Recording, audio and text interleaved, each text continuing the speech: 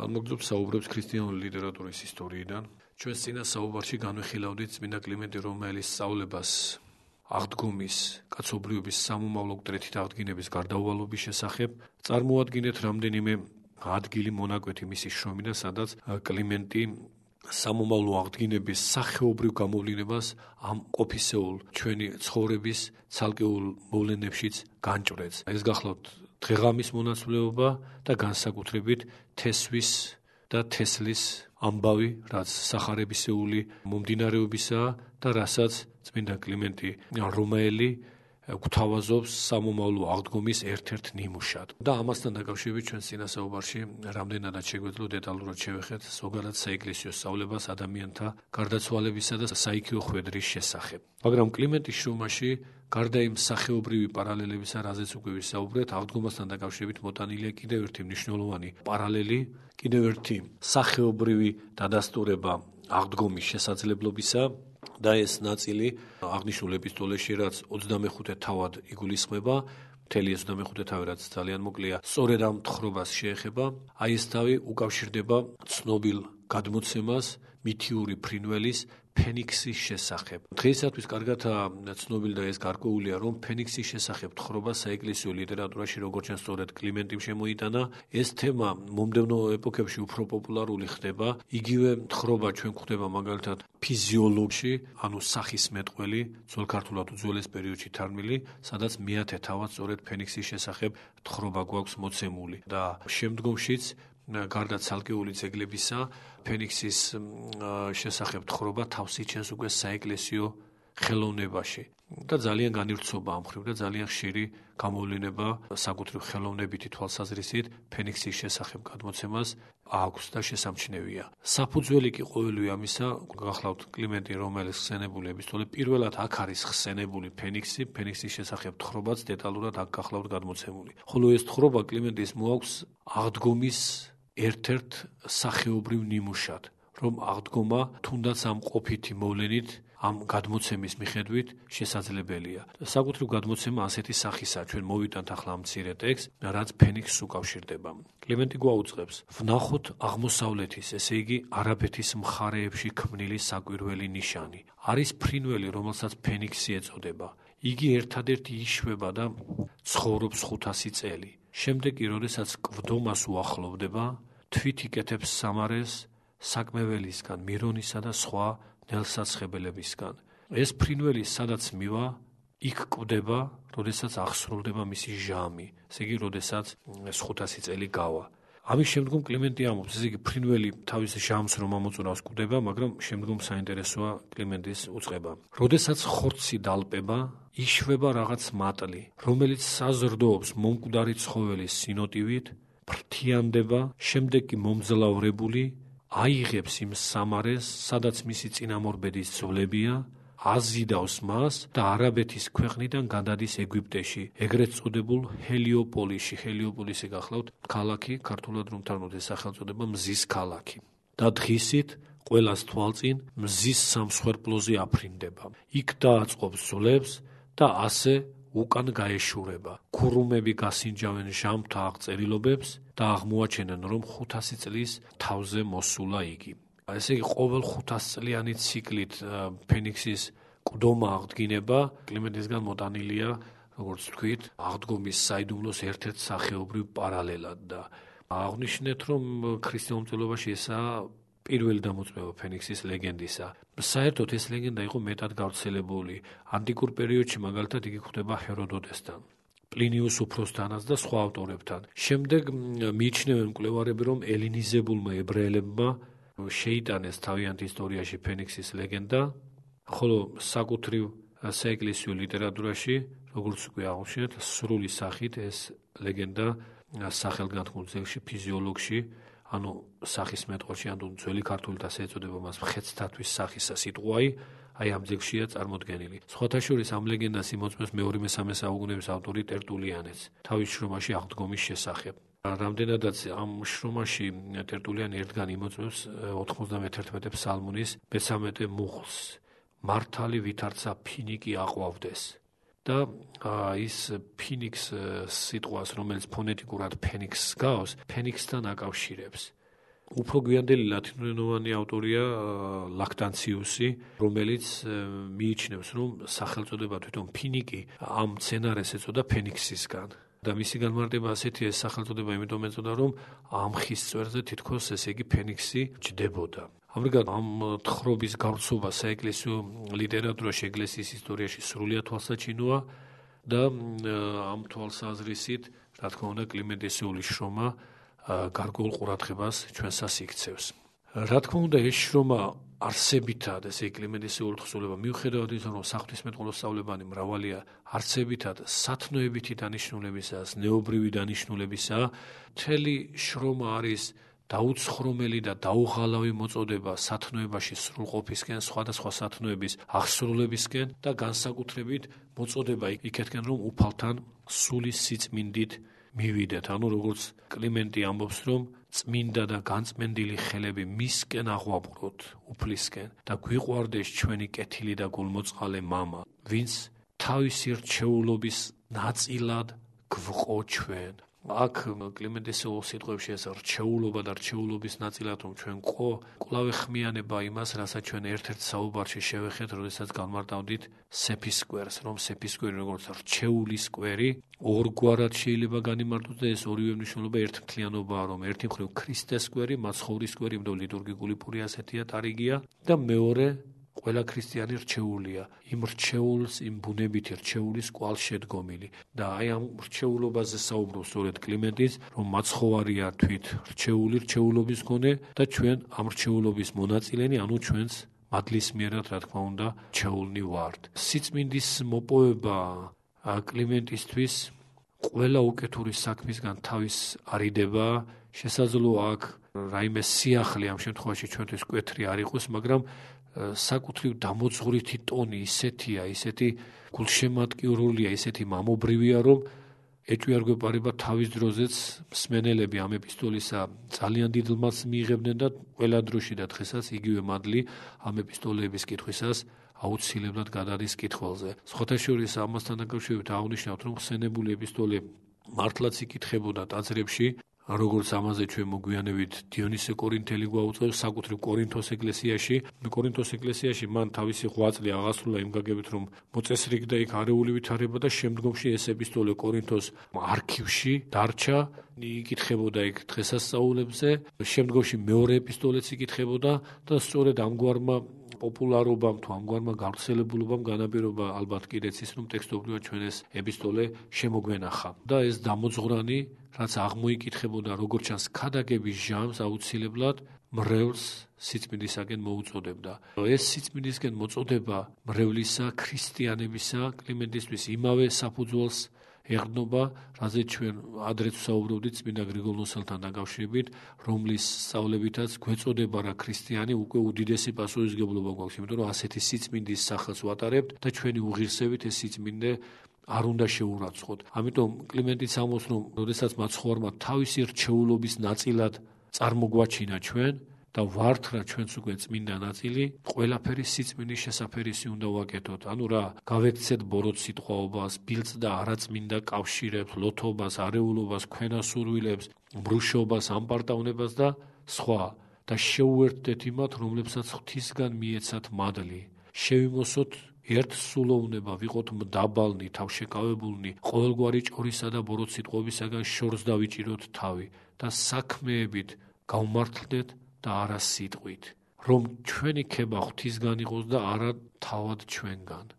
რადგან ღმერთს სულს ისინი, რომლებიც საკუთარ თავს იგებენ. ეს სწავლება, რომ ქება ჩვენ აუცილებლად ღვთისგან უნდა მოგვეცეს და არა საკუთარი თავისგან, მოგვიანო საუკუნეებში არა მხოლოდ ზნეობრივი, არამედ დოგმატური თვალსაზრისით არის ყურადღებული ისეთი დიდი მოძღვრისგან, როგორც იყო წმინდა კირილე ალექსანდრიელი. კირილე ალექსანდრიელი, როდესაც ყურადღებას აქცევს იოანე ღვთისმეტყველის სახარების დასაწყისს, სადაც იოანე ღვთისმეტყველი ჭეშმარიტ სინათლედ და ჭეშმარიტ ღმერთად წარმოგვიჩენს მხოლოდ შობილს, ღვთის სიტყვას, ძეს, იქვე დასძენს, ესე კლიმენტი დასძენს, რომ მიუხედავად იმისა, რომ თვით იოანე ღვთისმეტყველის უსაჩინოესი პიროვნება იყო, მან კარგად იცოდა რჯული და იცოდა, რომ 2 ან 3 მოწმის მიერ უნდა დამტკიცდეს სიტყვათა ჭეშმარიტება. ამიტომ მარტო თავის თავს არ დაენდო ის და კითხველთა დასარწმუნებლად სხვა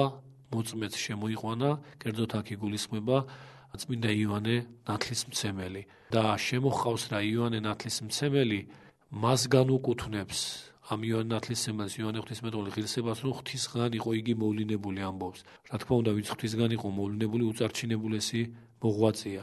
თვითონაც ამგვარად ვიყო კლიმენტი ამბობს, მაგრამ საკუთარი თავის ქებადიდებას ის ვერ შეუდგებოდა, რადგანაც სმენოდა რომ უფალს სძაგს საკუთარი თავის მაქებელნი მაშინ როდესაც ღვთისგან უნდა მივიღოთ ქება.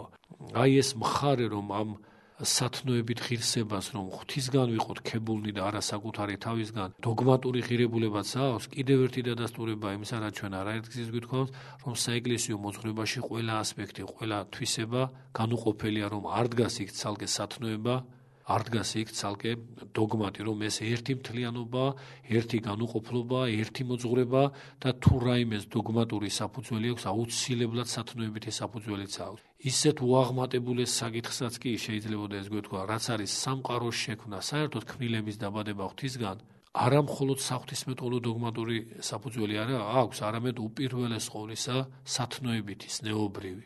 როცა დაისმის კითხვა, რატომ შექმნა ღმერთმა მთელი ქმნილება, აქ მარტო ხილულის შესაქმე არ იგულისხმება, თვით ანგელოზებიც კი და უპირველეს ყოვლისა ამ ქმნილებებში მოაზროვნე ქმნილებები, იმიტომ რომ ზეციურ სამყაროში მხოლოდ მოაზროვნე ქმნილებებია, ხოლო ამ ქვეყნად მთელი ეს ხილული სამყარო ადამიანისთვისაა შექმნილი, რომ არა ადამიანი არც ცხოველები შეიქმნებოდა, არც მცენარეები, არც მატერია და სხვა. ასე რომ ნამდვილი ქმნილებები თუ ასე შეგვიძლია თვით მათ დამის სიყვარულით რომ შექმნა ისინი უფალმა და არანაირი დაუშვათ გამოყენებითი თვალსაზრისით ესაა სწორედ მოაზროვნე თავისუფალი ნების მქონე ქმნილებები. და რა იყო მათი შექმნის საფუძველი? მათი შექმნის საფუძველი როგორც წმინდა გრიგოლ ღვთისმეტყველი გამოთქვამს და ყველა სხვა მოძღვარი ეს გახლდათ ის რომ ღმერთი შურსა ზედად დგას, რომ ის შურზე აღმატებულია. ერთი შეხედვით თითქოს პირდაპირ კავშირის დანახვა ძნელია შურზე აღმატებულება რატომ ხდება შესაქმის საფუძველი. მაგრამ აქ ამგვარი ვითარებაა, შურზე აღმატებულება ნიშნავს იმას, რომ თუ ვინმეს რამ ღირსებანი აქვს, ეს ღირსებანი მარტო საკუთარი თავისთვის არ ემეტება. ვინც მოშურნეა თუ რაიმეს ფლობს, იმას ხმისთვის არ გაიმეტებს, მაგრამ ვინც უშურველია, მთელი არსებით მოწადინია იმისა, რომ საკუთარი სიკეთე სხვათაგან გაზიარებული იყოს.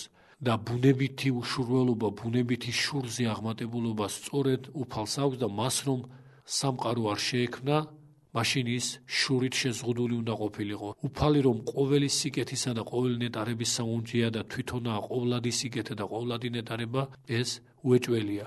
და თუ კი უფალი ყოვლადი ნეტარება და სიკეთეა და ამ სიკეთეს და ნეტარებას არავისთვის არ იმეტებს სხვათათვის და მარტო საკუთარი თავისთვის დაიუნჯებს, ის არ ყოფილა შურზე აღმატებული. თუ შურზე აღმატებული არ ყოფილა, მაშინ მოშურნე ყოფილა. მოშურნე შემოზღუდულია, შემოზღუდული არ შეიძლება კეთილი იყოს და ასე შემდეგ. ასე რომ უფლის როგორც ბუნებითი სიკეთის მიმართ ჩვენ მხოლოდ ეს შეგვიძლია ვთქვათ, რომ ის შურსაზე და აღმატებულია და თუ ჭეშმარიტად არის შურსაზე და აღმატებული, შურზე აღმატებული აბსოლუტური უშურველობა, მაშ მთელი თავის სიკეთე მან სხვათათვის საზიაროთ უნდა აუცილებლად გამოაფინოს და მიჰფინოს. მაგრამ თუ არ შეიქმნა ეს მოზიარენი სიკეთისა, ვისდამი მიჰფენს ის ამ სიკეთეს. ამიტომ ქმნის უფალი საკუთარი ყოვლადცხოველი ნებით, რომელიც ყისვე მოქმედება, ქმნის მისი სიკეთის მოზიარეობისა და აღქმის შემძლებელთ, ზეციურ ძალებს ადამიანს, რომ ეზიარნონ მის ამ უშურველ სიკეთეს, რომ ეს სიკეთე მხოლოდ მასში არ იყოს დატევნილი და ვერც დაეიქნება დატევნილი ბუნებითად, იმიტომ რომ კვლავ აღნიშნოთ ბუნებითად უფალი შურზე აღმატებულია. თუ მასშია მხოლოდ დატევნილი ეს სიკეთენი, კვლავ აღნიშნოთ, მაშინ ის შურზე აღმატებული არ ყოფილა. აი თითქოს ასეთი ერთი მხრივ ნაკლებ საღვთისმეტყველო თეზისი, რომ შურზე აღმატებულება ძირითადი და არსებითია ღვთის ბუნებაში, ეს თითქოს ზნეობრივდებულება, როგორც ხედავთ, არის დოგმატური საღვთისმეტყველო, რამდენადაც ამას ეფუძნება მთელი შესაქმის აღსრულება, როგორც ეს წმინდა გრიგოლ ღვთისმეტყველმა შესანიშნავად გადმოსცა თავის ცნობილ შობისადმი მიძღვნილ ჰომილიაში. ამიტომ აღნიშნავთ, რომ ჭეშმარიტ საეკლესიო სწავლებაში განუყოფლობა სათნოებისა, განუყოფლობა დოგმატისა და ეს განუყოფლობა ყველა მუხში, ყველა წინადადებაში გამჭვირვალეა, იმ ძეგლში, რომელსაც ჩვენ განვიხილავთ კლიმენტი რომაელის ხსენებულ ეპისტოლეში. იმიტომ რომ ზნეობრივი სწავლებანი გადაჯაჭვულია და შეერთებულია დოგმატურ სწავლებებთან და პირუკუ დოგმატური სწავლებანი ასევე გამყარებულია სათნოებითი შეგონებებით, რითაც ახსავსია კლიმენტი ალექსანდრიელის აღნიშნული შრომა. რა თქმა უნდა, ყოფითი დანიშნულება ამ ნაშრომისა სახეზეა, როცა ის კონკრეტულად თავის ადრესატებს მიმართავს და მოუწოდებს მათ, რომ შფოთვარებას განერიდონ, იმიტომ რომ შფოთვარება უკიდურეს გაუკუღმართებებს განაპირობებს და ამიტომაც არის, რომ 57 თავში ის საგანგებოდ მიმართავს კორინთელებს და ასე ეუბნება მათ, თქვენ რომლებმაც საფუძველი მოუმზადეთ შფოთვარებას, ესე იგი მრევლის წევრები აქ ადრესატი, რომლებმაც ეს შფოთვარება შექმნეს, აც დამორჩილდით ხუცესებს და სინანულში განისწავლეთ თქვენი გულის მუხლთა დრეკით. ჩვენიერთ ეს უიშვიათესი სახეობრივი გამონათქვამია საეკლესიო მოძღვრებისა და საეკლესიო შეგონებისა სინანულის შესახებ, რომ გულის მუხლნი უნდა მოვიდრეკოთ ჩვენ და არა ნამდვილად მუხლნი, რომ სინანულის საიდუმლოს ეკლესიურ აღსრულებას მოძღვრის წინაშე წარმოთქმას გულმხურვალედ შეწოდებებისას აუცილებლად გულისმიერი მუხლთა დრეკა, გულისმიერი განცდა, დანაშაულისა და ღვთის წინაშე მოდრეკილობა უნდა უძღოდეს წინ. რასაც აუცილებლად გულისხმობს სხვა სათნოებათა დაუფლებაც, რომ კლიმენტი შეაგონებს აქვე, რომ ისწავლეთ მორჩილება და განიშორეთ თქვენი ენის ქედმაღალი და ამპარტავნული თავმოთნეობა, რადგან უმჯობესია თქვენთვის, რომ მცირენი იყოთ ქრისტეს სამწყსოში, მაგრამ შერაცხილნი, ვიდრე ის, რომ აღმატებულნი ჩანდეთ, მაგრამ განგდებული იქნეთ მისი სასოებისგან. და სხვათა შორის აქ იგავთა წიგნის 123 თავიდანაა მოტანილი უაღრესად საგულისხმო სწავლება, სადაც ამგვარი რამ არის თქმული. აჰა, მოვავლენ თქვენზე ჩემი მობერვის სიტყვებს, ყოვლისმიერი მობერვა ყოველთვის სულიწმინდის მობერვა, სულიწმინდისეული მადლის მონიჭებას ნიშნავს. და გასწავლით თქვენ ჩემს სიტყვას, რადგანაც მოგიწოდეთ და არ ისმინეთ, გაწვდიდით სიტყვებს და ყურად არ იღებდით, არამედ აუქმებდით ჩემს რჩევებს, ხოლო ჩემს მხილებებს არ ერწმუნეთ. ამიტომ მეც გავიცინებ, გავახარებ კი რაჟამს განადგურება გეწევათ, ან როცა მოიწევა თქვენზე უეცრად მშფოთვარება და მოვა დამხობა მსგავსი გრიგალისა, მაშინ მომიწოდებთ მე.